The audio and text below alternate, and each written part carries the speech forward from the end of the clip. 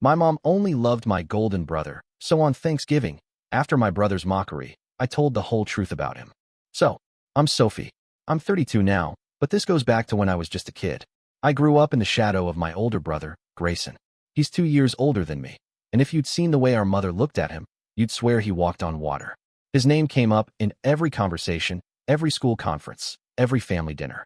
It was always about what Grayson was doing, what Grayson needed, how Grayson was handling things. Me? I was the one who kept her drawings in a shoebox under the bed and cried silently when no one showed up to my science fair. Our dad left when I was 8. I still remember the slam of the door, the silence after. Vivian, our mother, never spoke much about him after that. She just threw herself into Grayson's life like he was the last man standing. He was 12 and suddenly had all the responsibility, all the pressure, all the attention. But what everyone seemed to miss was that he wasn't the only kid left in that house. I was the quiet one, the one who kept her head down and her dreams even quieter. I loved art and science. I once built a model of the solar system out of wire hangers and papier-mâché, stayed up 3 nights straight getting every little orbit right. The night before the school showcase, Vivian didn't even glance at it. She was too busy ironing Grayson's shirt for his junior debate finals. She missed my first gallery show at school. I was in 7th grade, and my art teacher had pulled me aside to say one of my pieces was being entered into a regional contest. I was glowing, proud in a way I hadn't felt in a long time. But Vivian said she had to take Grayson to a summer program open house that same evening. She told me, "I'm sure it'll be fine without me, sweetheart. Just take some pictures for me." That was it. Not even a second thought. At school, I always felt like I had something to prove. Straight A's weren't enough. I was the editor of the yearbook, joined the science club, even got invited to a robotics camp in 8th grade. She didn't come to that either. "That stuff's more your father's lane," she said once, like that explained anything. Meanwhile, Grayson could fail a math quiz and still come home to a warm smile and a plate of cookies. He crashed Mom's car when he was 16, and somehow it became a story about how hard it must have been for him growing up without a father figure. I broke a window while trying to chase the dog back inside and got grounded for 2 weeks. I started to resent him. Not because he was mean to me. He wasn't. Not really. But because he didn't even notice the difference. He didn't see that when he walked into a room, Mom lit up, and when I walked in, I was just part of the background. A fixture in the furniture. He never asked why I ate dinner alone in my room or why I started spending every weekend at the library instead of at home. When we got to high school, things got even clearer. Grayson got into varsity football. I got into the honors chemistry program. Vivian never made it to the awards assembly where I won the district science trophy. But she was front row, wearing his team colors, every Friday night during football season. She even brought banners. I once tried to talk to her about it, just a little, after she forgot my birthday. She hadn't even said anything all day, and I thought maybe she'd apologize. Instead, she said, "I've had a lot on my mind, Sophie. Can't you be a little more understanding?" Like I was the problem for noticing. So yeah, I grew up in a house where I was always second. Second place. Second thought. Second to Grayson, the golden boy with the shadow big enough to eclipse an entire childhood. But the truth is, when you grow up always trying to earn love that just isn't there, you learn to stop asking for it. You get quiet. You get good at hiding. You get really, really good at pretending it doesn't matter. And sometimes, even now, I still do. When it came time for college, that's when the gap between me and Grayson really turned into a canyon. His grades were mediocre at best. He barely scraped by in high school with a C average and had 0 extracurriculars outside of football, which he quit after junior year because he said the coach was too intense. But Vivian still pulled every string she had for him. She filled out his applications, wrote his essays. Yes, actually wrote them. And called in favors with some old college acquaintances to get him into a state school that was way out of his academic league. She drove him to campus, helped him move into the dorms, paid his tuition outright, and sent him weekly care packages like he was off at war. Me? I had a 4.3 GPA, took 6 AP courses, won the regional science fair 2 years in a row, and had letters of recommendation that practically glowed. I got into 3 schools with merit scholarships, but they didn't cover everything, and when I asked Vivian for help, she blinked like I'd just insulted her. She said, "You're so independent, Sophie. I just assumed you had it handled." Like being capable was a punishment. I didn't get a dime from her. I had to take out student loans and juggle 2 part-time jobs while carrying a full course load.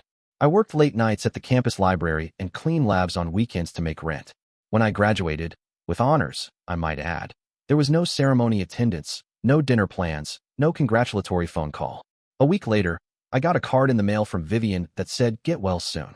I think she must have picked it up from a leftover stash without even reading the front. No name written inside. Just love, Mom scribbled in a hurry. Meanwhile, Grayson's graduation, which took place a year later because he failed 2 classes and had to retake them over summer, was practically a national holiday. Vivian hired a caterer, strung up, "Congratulations, Grayson," banners all over the backyard, and invited neighbors I hadn't seen since childhood. That day, I didn't even get an invitation. Marley, my cousin, texted me about it while it was happening. She took a picture of the party setup, wrote, "Can you believe this?" and followed it with a string of expletives. She's the only one in the family who's ever really seen it for what it is. She's 4 years older than me and has always had a sharp eye for hypocrisy. When we were kids, she used to whisper little things to me like, "Don't let them shrink you, soft," and "You're not invisible just because they act like you are." Marley was the only one who sent me flowers when I graduated. Just a small bouquet of white tulips with a card that said, "For the smartest woman I know." I still have that card tucked into a book on my shelf. It's hard to explain how deep that kind of inequality cuts until you live it.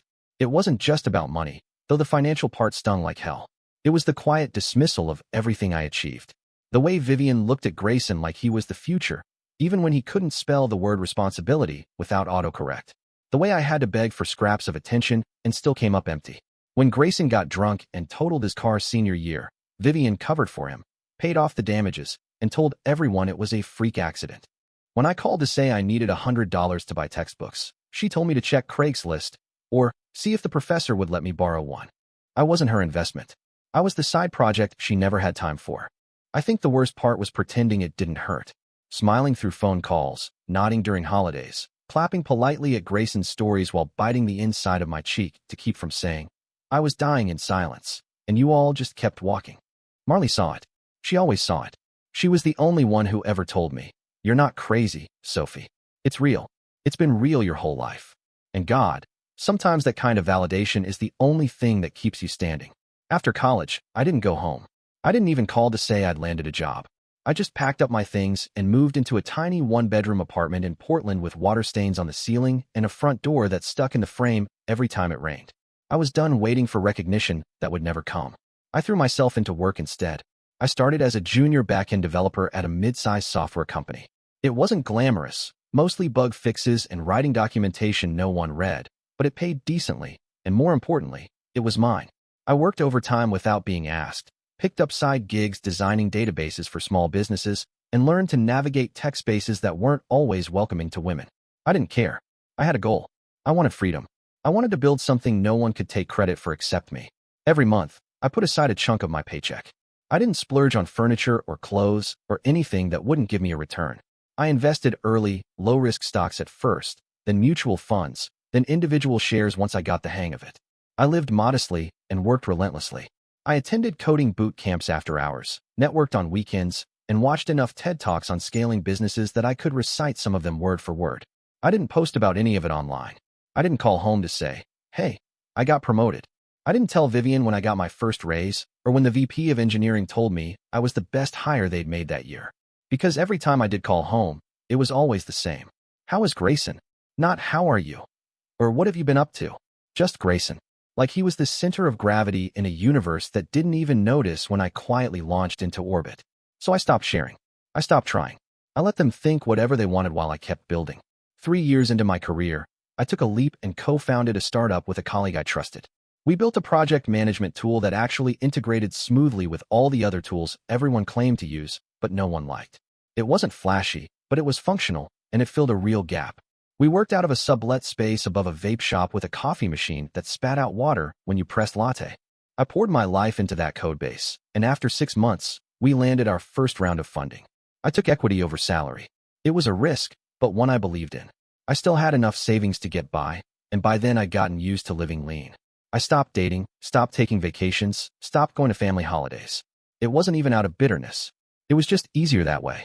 A year later, we had a product. A real one. People were using it. Teams were managing workflows on something I helped build from nothing. Our user base grew, we secured a second round of investment, and suddenly we weren't a small idea in someone's garage anymore. We were a business. A real business. I was offered the position of Chief Technology Officer when our original CTO stepped down after moving back to the East Coast. I was 29, sitting in a conference room with 3 board members and a pile of imposter syndrome pressed against my ribs, and I said yes. I said it calmly, professionally, and then walked out to my car and cried in the parking garage for 10 minutes with the engine running. Still, I didn't tell my family. At most, I sent Vivian a birthday card with a generic message and my name printed at the bottom. She replied a week later with a photo of Grayson's new apartment. "He's doing well," she wrote, like that was what I'd been asking about. So I kept living on my terms. I built systems, ran teams, managed developers from 3 different time zones. I made decisions that impacted thousands of users and sometimes millions of dollars. I presented at conferences, got quoted in articles, had my name on patents. And no one in my family knew. Not because I was hiding, but because I was done chasing the sound of applause in a room that had never clapped for me. That Thanksgiving was supposed to be the first one I didn't dread. I had just been promoted to engineering team lead, a role I had been quietly working toward for over a year. It wasn't some executive title, but it was the first time I was responsible for other people, for their growth, their careers, their code. It felt big to me. I had led 2 major product launches that quarter, and both had gone smoothly. My manager said I had natural leadership instincts, and when I got the offer, I sat in my car for 20 minutes just staring at the email with my hands shaking. I hadn't told anyone in the family yet. Part of me thought it would be different this time, that maybe if I presented it the right way, casual but confident, they'd acknowledge it, or at least pretend to care. So I booked my flight, packed a single carry-on, and rehearsed the words on the plane like I was giving a TED Talk. I've been promoted to team lead. I'll be overseeing a group of 7 developers starting next month. Simple, clear, not bragging, just sharing. When I walked through the front door of my mother's house, it smelled like cinnamon and sage and the same green bean casserole she makes every year. Grayson was already there, of course, drink in hand, holding court in the living room like always. Vivian was bustling around the kitchen, barking instructions at no one in particular. I helped her set the table, sliced the cranberry sauce into neat rounds because that's the only way she likes it, and tried to find a moment to bring it up. Dinner started the way it always did. Vivian asked Grayson how work was going, and he launched into a story about a sales pitch that almost fell through, but didn't because he knew the client's vibe. He talked for 10 straight minutes about closing some tech deal I didn't fully understand, and everyone nodded like he was Moses coming down from the mountain. I waited until there was a lull, until plates were cleared and dessert was on the table, and then I said it. "I got promoted," I said, smiling because I couldn't help it. "I'm going to be leading my own dev team, starting next month. 7 people reporting to me." Vivian barely looked up from her pie. "Good for you, honey," she said, not unkindly, but distant. "Grayson just closed a big deal. His company is thinking about expanding to London." That was it. No questions. No follow-up. No curiosity about what I did, or what it meant to lead a team of engineers. "No, I'm proud of you." Just a verbal pat on the head, and a hard pivot back to the golden child. I remember nodding, spooning a bite of pumpkin pie into my mouth so I wouldn't say anything I'd regret. It tasted like paste. That moment should have hurt more, but it didn't. Not really, because it was too familiar. It was like a reflex by then, like my body had learned how to absorb that kind of dismissal without flinching. What hit me later, while I was brushing my teeth in the guest bathroom with the faucet that still leaked after 20 years, was the quiet finality of it. I realized I didn't want to keep trying. I didn't want to keep auditioning for love, or squeezing good news into conversations that had no space for it. I didn't want to keep asking to be seen. I had built a life for myself without their applause, and I was tired of pretending I needed it. That was the last time I tried to impress anyone at that table. Last summer, I got a text from Marley that said, "Are you going to Grayson's house party?" I had no idea what she was talking about. I hadn't heard a word from Vivian or anyone else. I asked if it was his birthday or something, and she replied, "Nope. Mortgage celebration. He got pre-approved." I read the message 3 times, thinking maybe I misunderstood. Pre-approved. Not bought a house. Not closed. Just pre-approved. I laughed out loud in my kitchen and then immediately felt the pit in my stomach that always shows up when the family pulls this kind of thing. I didn't plan to go, but Marley convinced me. She said, "You need to see it with your own eyes." So I showed up an hour late, wearing jeans and a plain black t-shirt because I didn't feel like playing dress up for a circus. The second I pulled up, I saw it. Vivian had strung up 2 giant white banners across the backyard fence that said, "Welcome home, Grayson, and the future starts here." There were balloons tied to every chair and a sheet cake shaped like a 2-story house with blue frosting shingles and candy windows. The grill was going, music was playing, and all the relatives were crowded around Grayson like he'd just gotten engaged or cured something. I stood near the edge of the yard holding a plastic cup of flat lemonade, watching my mother gush to Aunt Jan about how proud she was. "It's such a big step," she said. Grayson is really doing it. I thought about how many steps I had taken on my own, with no cheering section, no banners, not even a casual nod. At some point during the afternoon, I slipped into the kitchen for some quiet. Marley followed me in a few minutes later with a look that told me she had something to say. Did you know she gave him the money? She asked. I looked at her, confused. Vivian, she said. 15,000. From her retirement. For his down payment. I just stood there, staring at the floor tiles I played on as a kid, listening to the buzz of the refrigerator, trying to swallow the lump in my throat. 15,000. That was more than I'd made the entire first year out of college. That was double what I'd borrowed in high-interest loans to make my final tuition payment. That was the emergency fund Vivian used to talk about, the one she said she was saving in case of a crisis. Apparently, the crisis was that Grayson might have to buy a house without fanfare. I didn't say anything. I didn't storm out or cause a scene. I just walked outside, watched him cut the cake with Mom standing beside him, beaming like he'd just won the Pulitzer, and I finally let go of the idea that she would ever look at me like that. Not because I wasn't good enough, but because she had decided long ago who was worth investing in. A few weeks after the mortgage barbecue, I couldn't shake the feeling that something was off. It wasn't just the absurd celebration over a pre-approval. It was the way Grayson had been talking, all casual confidence, like he had everything figured out. I knew him. He was never good with money, never good with long-term anything, and the thought of him actually managing a mortgage felt about as stable as a house made of wet cardboard. So I did what I do best. I opened my laptop. I didn't hack anything. I wouldn't go that far, but Grayson's digital trail was messy. He used the same email for nearly everything, and let's just say his online hygiene was as sloppy as his budgeting. I started with public records, cross-referencing property databases and credit databases tied to open web aggregators. Nothing proprietary, nothing illegal, just time and skill. What I found made my stomach turn. He had 5 active credit cards, all maxed out. The balances totaled over $200,000, spread across store cards, personal lines, and 2 business expenses cards that had never been paid down. His credit score was barely clinging above the 500s. He had 3 missed payments in the last 4 months alone, and a collections notice from a rental car agency that had escalated to legal action. The big deal he'd supposedly closed? No sign of it. No invoices, no business filings, nothing even remotely real in the back-end trail. I sat back in my chair, staring at the monitor, my hands folded in my lap, feeling something between vindication and deep, helpless rage, because I already knew what this meant. Vivian had handed over $15,000, her retirement safety net, to a son who couldn't manage a gas card without running it into default.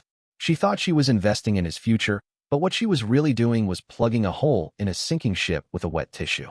For a moment, I considered calling her. I imagined the conversation. Mom, he's drowning in debt. He's got terrible credit. He shouldn't be buying a house. I imagined her brushing it off, saying I misunderstood, or worse, accusing me of jealousy. I could already hear the tone in her voice, the way it tightens when she's defending him. He's trying his best. Why do you always assume the worst about your brother? So I closed the laptop. I didn't warn her. I didn't forward the records. I didn't take screenshots. I didn't do any of it, because I knew it wouldn't matter. Vivian had made up her mind about who was worthy of belief and who wasn't, and I wasn't about to waste one more breath trying to prove what she refused to see. I bought the house on a Wednesday. No ceremony, no ribbon cutting, no congratulations from family. Just a quiet signature, a handshake with my agent, and the keys placed gently into my palm. I had been looking at properties in secret for nearly a year, watching listings go up and vanish within days, always waiting for the one that felt right. Not just good enough, but mine.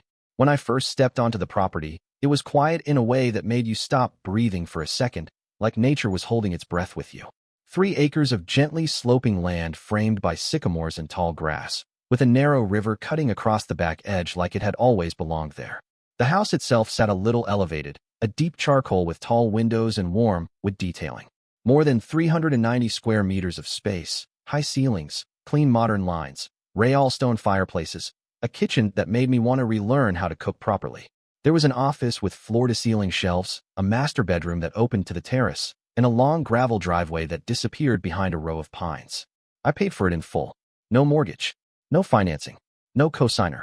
Just a wire transfer from accounts I had built with years of sweat and missed holidays and silent victories. The woman at the closing table blinked twice when she saw the final amount, and then said, "Not many people do it this way." I just smiled and nodded. I didn't need to explain. Only Marley knew. She had ridden in the moving truck with me, her boots up on the dashboard, sipping coffee out of a thermos and humming to a song on the radio. We unpacked box by box in total peace, no rush timeline, no one barking questions, no one asking what Grayson thought. She helped me hang the first painting in the hallway and said, "Feels like a real home, sophomore." And it did. I didn't tell anyone else. Not Vivian. Not Grayson. Not the cousins who still showed up at every holiday acting like I was just a quieter version of the family backdrop. They didn't get to know. Because this house wasn't just real estate, it was proof. Proof that I had built something of my own, that I hadn't waited for permission or validation or applause. It was mine, and I liked it that way. The message came through on a Sunday morning while I was walking back from the river behind my house, coffee in one hand, fleece pulled tight against the wind. The family group chat, which I had muted months ago, lit up with Vivian's excitement in a flurry of exclamation marks. Thanksgiving at Grayson's this year. So proud of him and his new place. Can't wait to see everyone there. Followed by a photo of his front door, a wreath slightly crooked, and a caption that said, "Home sweet home." I stared at the message, not surprised, just tired. Grayson, the homeowner. Grayson, the provider. Grayson, the golden son finally stepping into his role. I knew better. I knew the numbers, the debt, the instability behind the carefully curated image. But I also knew none of them would believe me if I said it out loud. That wasn't the point, though, not anymore. For the first time in years, I decided to go. I didn't want to prove anything. I didn't need to. But I also wasn't going to keep nodding along in silence while they built a myth around someone who couldn't manage his own checking account. If the moment came, if someone asked the right question or made the wrong assumption, I wasn't going to lie. I wouldn't brag. I wouldn't perform. I would just tell the truth. Marley was the only person I told. She didn't ask me why I was going. She just said, "You driving or flying?" And when I told her I'd drive, she said, "I'll ride with you." No big conversation. No drama. Just someone who knew how long I had been waiting for the noise to stop. The morning of Thanksgiving, I woke up in my own house, sunlight filtering through tall windows, the fireplace still warm from the night before. I took my time. I packed a small overnight bag. I fed the cat. I locked the doors of a place no one in my family even knew existed. Then I got in the car, Marley already in the passenger seat with her feet on the dash and a bag of rolls she'd picked up from her favorite bakery, and we drove. Not with purpose, not with anger, but with the quiet certainty of someone who had finally stopped asking to be seen. Dinner was exactly what I expected. Forced smiles, overly crisp place settings, and Vivian fluttering around Grayson's kitchen like she had personally designed the granite countertops herself. The house was fine. A beige, boxy new build on a cul-de-sac, every piece of furniture still carrying that temporary feel like it had been assembled 2 weeks ago and arranged according to an online template. No soul, but just enough shine to impress a crowd that didn't ask many questions. We sat down to eat. Grayson at the head of the table, of course, carving the turkey with exaggerated confidence. Vivian made a show of passing around the dishes, commenting loudly on how proud she was, how beautiful everything looked, how lucky the family was to be all together in such a proper home. Marley and I exchanged a glance, but we didn't say anything. We just passed the stuffing and listened to the same loop of praise that had played on repeat our whole lives. Halfway through the meal, while Grayson was going on about a vague investment he was thinking of getting in on, Vivian turned to me with that smile that always felt like it was pulled too tight around the edges. "Sophie," she said, her fork resting on the edge of her plate, "don't you think it's time you took a serious look at life? You're not getting any younger. Don't you want what Grayson has? A home? Stability? Maybe someone to share it with?" I set down my glass slowly. For a second, no one said anything. Marley stiffened next to me. I looked across the table at Grayson, who had the nerve to raise his eyebrows like he was waiting to hear what excuse I'd come up with. Vivian leaned slightly forward, like she thought she'd caught me off guard. I didn't raise my voice. I didn't sigh or laugh or roll my eyes. I just looked at her and said, "I've already arranged everything for myself. I just didn't invite those who doubted me." The silence was sharp, like the air had thinned in the room. Vivian blinked, her mouth still slightly open, not quite registering the shift. Grayson looked down at his plate. No one asked a follow-up. No one needed to. I picked up my fork and took another bite of sweet potatoes, calm and deliberate, like I hadn't just cracked open something they didn't even realize had been sealed. No one brought it up again for the rest of the night. It happened just after dessert. We were all sitting around the table, Vivian beaming like she was the one who'd baked the pies, Grayson leaning back in his chair with that smirk he always wore after one too many drinks. The conversation had drifted to careers and futures, and as usual, I was mostly silent, watching the performance unfold like someone who had already seen the ending. Then Grayson turned to me, fork still in hand, and said with that mock casual tone he uses when he's trying to dig at me without getting his hands dirty. So, Soph, still bouncing around with your little tech stuff? You ever think about getting serious and building something real? I mean, not all of us can just coast forever. There were a few awkward chuckles around the table, the kind people give when they don't quite know whether they should be laughing. Vivian smiled, her eyes already drifting back to him like he had just said something clever. I didn't look at Marley. I didn't need to. I could feel her stare burning holes in the side of Grayson's face. I put my fork down gently, wiped my hands with my napkin, and looked right at him. My voice didn't change. I didn't raise it. I didn't need to. I live in a 4,200 square foot home on 3 acres of land. I said evenly. It's paid in full. No mortgage. I bought it in cash. Grayson blinked, a flicker of confusion crossing his face, but I didn't give him time to respond. I'm the chief technology officer of a startup that just closed its Series C at a 9-figure valuation. My equity alone is worth more than everything in this room combined. I've cleared over $3 million in stock returns in the last 18 months. I don't owe a cent in credit debt. I've never missed a payment in my life. The silence that followed was so thick I could hear someone's spoon scrape the bottom of a dish across the table. Vivian looked stunned, like she had just realized she'd walked into a movie halfway through and missed the plot. Grayson tried to recover, opening his mouth like he might throw out another joke, but nothing came out. I leaned back slightly in my chair, my expression calm, like I'd just commented on the weather. I didn't mention it before, I said, because I knew you wouldn't believe it. Or worse, you'd find a way to make it about someone else. Then I picked up my glass of water and took a slow sip, letting the weight of my words settle into the space they'd always tried to keep me out of. No one said anything for a long time. There was nothing left to say. Grayson's silence didn't last. He laughed, a short, brittle sound, and tried to wave it all off with a shrug. Well, damn, sophomore. I guess I should have asked you for a loan, he said, grinning like none of it mattered, like I hadn't just shattered every assumption at the table. I looked at him and didn't smile. I didn't blink. I just said, you already did. You just used Mom as the middleman. The grin slipped, slow and awkward. Across the table, Vivian stiffened, her fork still in midair.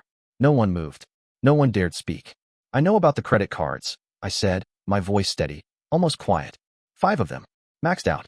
Over $200,000 in total debt. Missed payments. A collections agency. A credit score so low you shouldn't have been pre-approved for a soda, let alone a mortgage. Grayson's mouth opened slightly, but nothing came out. His eyes darted toward Vivian, then back to me. She gave you $15,000. I continued, not raising my voice, not changing my tone. From her retirement account. She called it helping her son get on his feet. But you've been on your back for years. Vivian's face was frozen, like someone had unplugged her. The air in the room changed. All the chatter, the clinking of forks and low laughter that had filled the dinner earlier, it was gone. Just silence. Thick, unmoving, suffocating. I didn't say anything before, I said, turning toward her now. Because I knew you wouldn't listen. You never have. Her lips parted, but still she said nothing. Mom, I said, quietly but clearly. You never asked me how I was doing. Not once. And I've been successful all this time. I stood up. My napkin slid from my lap to the floor, and I didn't bother picking it up. I didn't look at Grayson again. I didn't wait for a reply. I just walked to the door, opened it, and left. Behind me, no one followed. A few weeks passed. The cold set in early that year, and the mornings were misty and quiet out here in the woods. I spent them sipping coffee on the terrace with Archie dozing at my feet, the river moving slow and silent through the trees. The peace was deep, layered, not just about silence but the absence of need, of pretending, of measuring myself against expectations that were never made for me. Then Vivian called. I let it ring. Once. Twice. On the 3rd ring, I answered, and I don't even know why. Maybe I thought, for 1 second, it might be something different. But it wasn't. She started soft, too soft, like I was still a child she could soothe. She said she was calling to talk, that things had gotten complicated for Grayson. His mortgage was slipping. He'd missed more than one payment.